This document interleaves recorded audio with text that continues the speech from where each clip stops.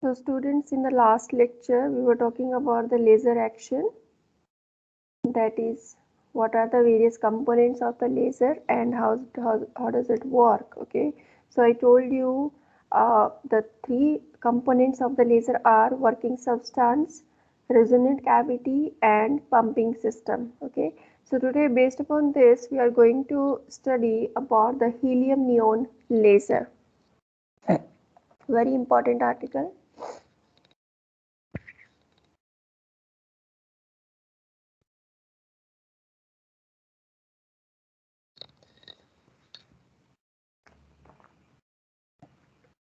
So helium neon laser, this is a kind of gaseous laser in which mixture of helium and neon gas is used for the as a working substance, and this is used for the creating a coherent and strong laser beam, right? So again, in this helium neon laser, we have a working substance.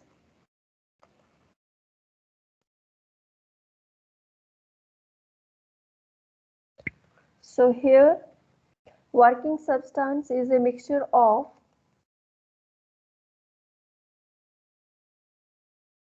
helium and neon gas in the ratio of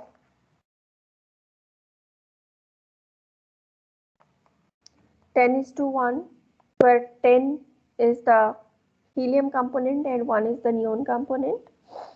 And this mixture is taken at a pressure of 1 millimeter of mercury, right? So this mixture of helium neon laser at a pressure of 1 millimeter of mercury in the ratio of 10:1 is compressed inside a resonant cavity. So this is the first component. Second one is resonant cavity.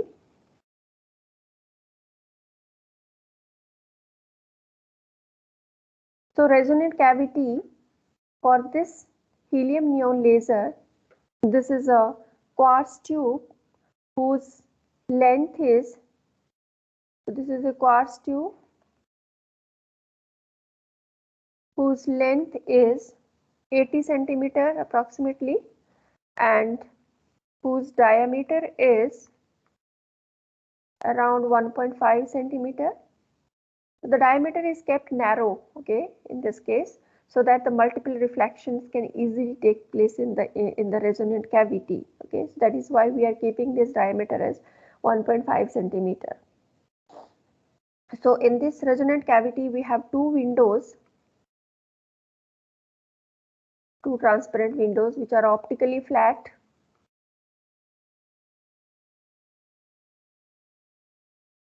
W1 and W2, named as W1 and W2, right? And they are cemented at Brewster's angle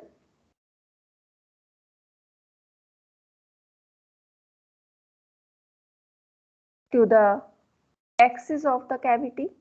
Okay, so they are cemented at Brewster angle. We are keeping them at, you might be knowing what is Brewster angle.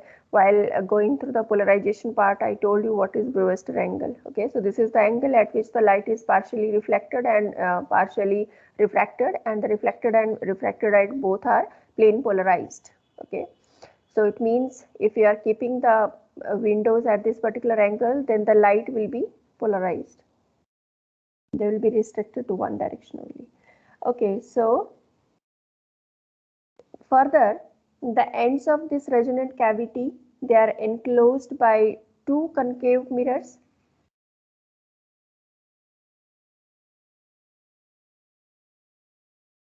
Two concave mirrors, M1 and M2, where M1 is perfectly reflecting. This is fully reflecting, and M2 is partially reflecting.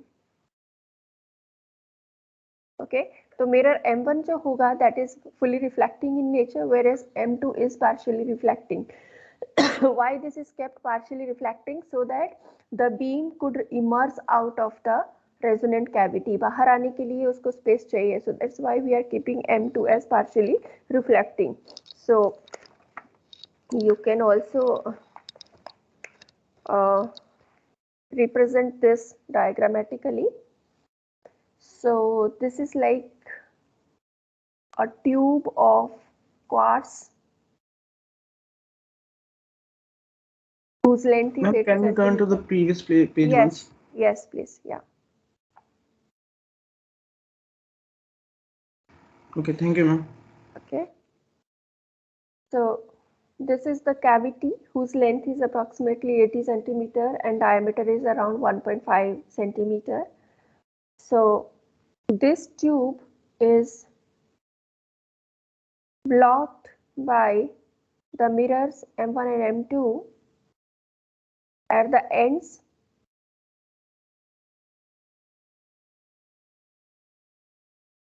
So these are the mirrors M1 and M2. So this mirror is fully reflecting, whereas this mirror is partially reflecting. M2 is partially reflecting and M1 is fully reflecting in nature. Further, we have two windows, optically flat windows, means transparent windows, W1 and W2, which is placed at at Brewster angle to the axis. This is the axis, you can say. This is the axis of the tube. So they are kept at Brewster angle with the axis of the tube. So this is W1 and W2, right? And the interior of the tube, this contains helium neon mixture in the ratio of 10:1 and at a pressure of 1 millimeter of mercury, right? So further, the third component is, which is the power supply, or you can say the pumping system, or this is also known as the excitation source.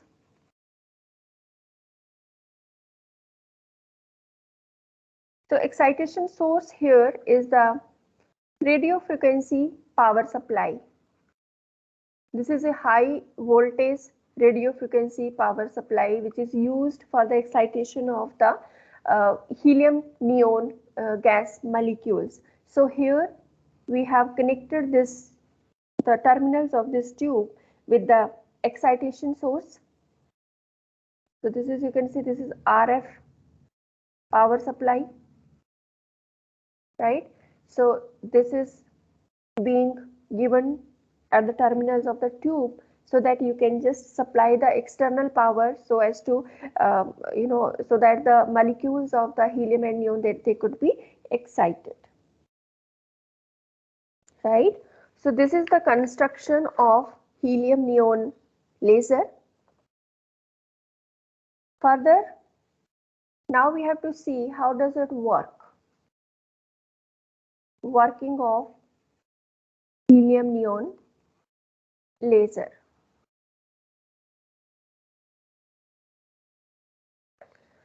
So the working of helium neon laser, this is totally based upon the fact that the neon gas has energy levels very close to the metastable energy level of the helium,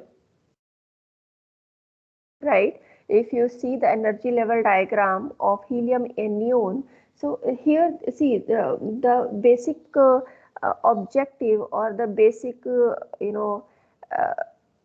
fact that the laser work is the population inversion, right? So we have to achieve the population inversion by somehow, right? So here we have taken the mixture of helium and neon. So what is the purpose of taking the helium and neon only? Why we haven't taken other gases like you could have taken another set of gases?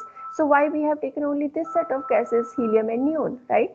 So there is a logic behind that. The logic is the sum of the energy levels of helium, they have similar energy or they have equivalent energy as that of the sum of the levels of neon, right? So if you see the energy level diagram of helium neon laser, so we have to plot the separate energy levels for helium and neon. So we can say that let's see if if this is the energy on y-axis, and these are the levels. Then let's say this is for helium. This is for helium.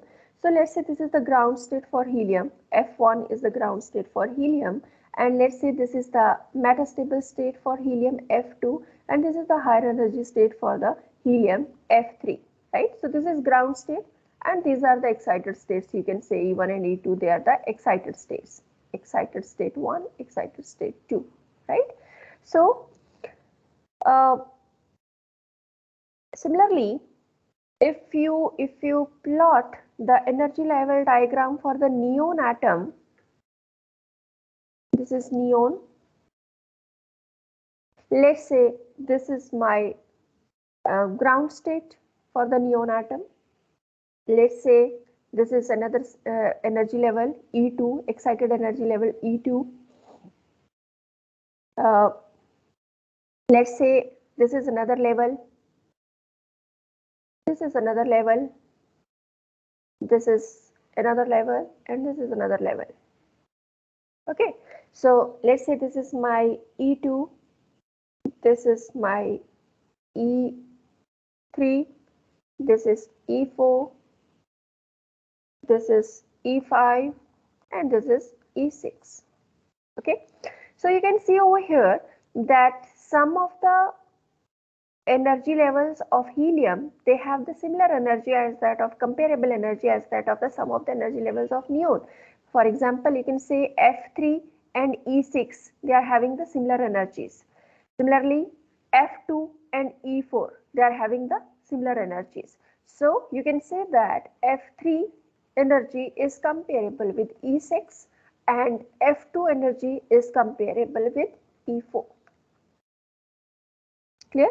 Now what will happen that, when you supply the external energy from this RF power supply source, when you supply the external energy from this high voltage source, then the voltage will be supplied inside, the potential difference will be introduced inside the tube, inside the quartz tube, and as a result the ionization of the gases will take place, right? So what will happen that first of all the ground state helium atom that will receive energy through the process of collision from the RF energy source, from this RF energy source, so this helium atom, this will receive some energy, and as a result the helium atom will be excited to the higher energy levels, to maybe this level or to maybe this level, depending upon how much energy the ground state helium atom has received. Okay, so as a result, when the helium atom receives energy from the RF supply source, so as a result the atoms which is present over here in the ground state helium ground state level, that will be excited to the F2 state, which is the excited state or metastable state, and F3 state, which is the excited state, right? Now what will happen, these helium atoms, these excited helium atoms, they will further collide with the neon atoms which is present in the ground state. Okay, and because in this process of collision, this helium atom will transfer its energy to the ground state atom. Similarly, this helium atom which is excited to the energy level F3, it will also transfer its energy to any other helium atom. Okay, as a result, now this atom which is in the ground state, this neon atom which is in the ground state, since the energy is transferred by this helium atom which is at F2 will be equal to this much energy, the energy difference of these two levels, right? The energy difference of F2 minus F1, इतनी energy वो इस neon atom को transfer कर देगा. Okay, अब इतनी energy जब neon atoms के पास आ गई तो ये वाला एटम कहाँ जाएगा? जब इसको इतनी एनर्जी मिल गई, this energy which is equal to F2 minus F1, when this atom will receive this much amount of energy F2 minus F1, तो वो कौन सी लेवल में जाएगा बताइए मुझे, any one of you? E4. E4 में जाएगा. Very good, right? So this atom will be excited to the energy level E4 here, right? Okay, now the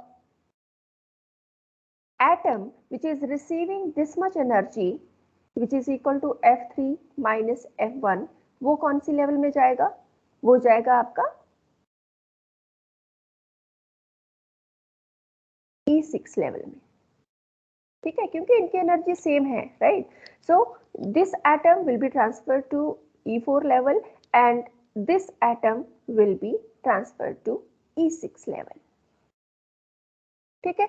तो इस तरह से जो कोलिजन का प्रोसेस है, through the process of collision many number of atoms will be transferred to E4 as well as E6, right?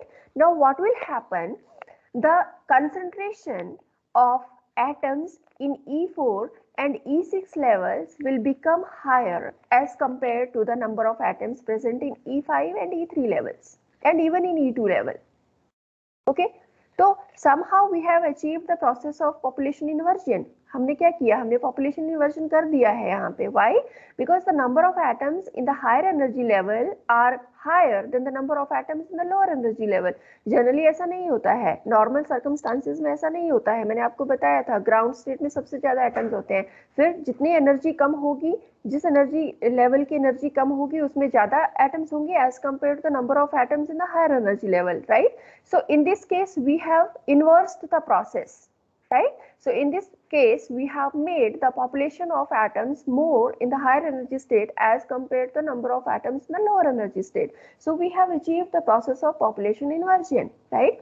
Now, as you know that the higher energy states, they are not the stable states. So the atom have a tendency to come back to the lower energy state. So as a result, there may be the possibility that this atom which is present in the energy level E6, it may go to the E5 level, right, emitting energy which is equal to approximately 3.39 micrometer, which is the infrared region, right? So this energy is infrared, right? Similarly, there may be possibility that the atom from the E6 level is being transferred to E3 level. Okay, so if this transition happens, then again energy is emitted whose wavelength is 6328 angstrom, right? Also, there is possibility that atoms from E4 to E3 may jump with a transition of wavelength 1.5 micrometer. So here three transitions are possible basically. One is from E6 to E3, from E6 to E5, or from E4 to E3, right? And with these transitions, you can have different wavelengths. Two wavelengths, since they are from infrared region, so they are not of our use. This wavelength, because it lies in the visible region, so इसको हम देख सकते हैं, इसको हम realize कर सकते हैं. Okay, so these three kind of transitions are E6 to E3, which emits red light of wavelength 6328 angstrom. Then next transition is maybe E6 to E5, which emits wavelength of 1.15. Sorry, this is 1.15. Okay, 1.15 micrometer. And another possible transition is E4 to E3, which E6 to E5. This will give you 3.39. Sorry, this will give you 3.39 micrometer, and E3 to E5. This will give you E4 to E3. It will give you 1.15 micrometer.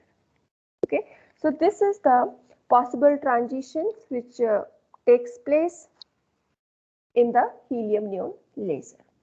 Is it clear, students? Any doubt? No, ma'am. Good. Ma'am, in the book it shows 2s and 3s level instead of E6. हाँ वो मैंने सिर्फ इसको notation दिया है, but actual में जो energy levels होती हैं ना, if you see the actual energy level diagram, so this may be your 2s, this is 2s which is comparable to this metastable level, and this is 3s which is comparable to this metastable level, and this one is 3p and this one is 2p. ठीक है, इसको ऐसे भी represent कर सकते हो, but this is the basic logic how does it work. If you actually want to represent, then this is the actual representation, 2s 2p 3s. Okay, ma'am. ठीक है. Okay, so I think that's all. And applications of laser, बहुत सारी applications हैं laboratories में, medical में use है, surgery के लिए आजकल use करते हैं, right? और भी laboratory uses हैं, cutting and welding के लिए use करते हो, right? Optics में use करते हो, holography में use करते हो. So there are many applications of laser. If you go to Satya Prakash, they have listed a number of applications. So just go through that. So इसके साथ ही हमारा जो laser part है, that is completed today. I told you last time also, Ruby and semiconductor laser बहुत छोटे छोटे हैं, वो आपको करना है, right? उसको छोड़ना नहीं है. That you have to do by your own. This is assignment for you people. And maybe from Monday we are starting with the fiber optics. Fiber optics भी बहुत बड़ा नहीं है, hardly that will take two lectures or maximum 3 lectures. So maybe next week we may be completing your second unit, and then we will switch to the third unit. Yes, students, any doubt? No.